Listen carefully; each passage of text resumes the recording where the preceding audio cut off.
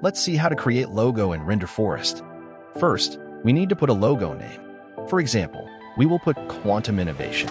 And after that, let's click the Generate button. Now, let's be more specific. Let's put a slogan. In our case, we will put Unleashing Tomorrow's Technologies Today as our slogan, while let's add Quantum, Innovation, and Technology as our keywords.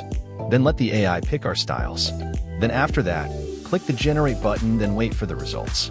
Now, let's choose a logo and click the Customized button for us to edit. Then, it will bring us here.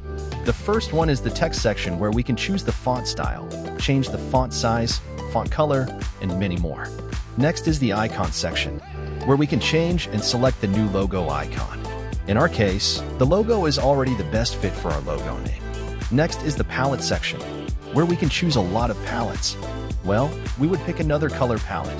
Next will be the layout section. We can choose some of the layouts for our logo. Lastly, the background section. We can choose the color of the background for our logo. Once it's all done, we can now click the preview to see the final result. Then after that, we can click the download button, then choose whatever type of file we want to download.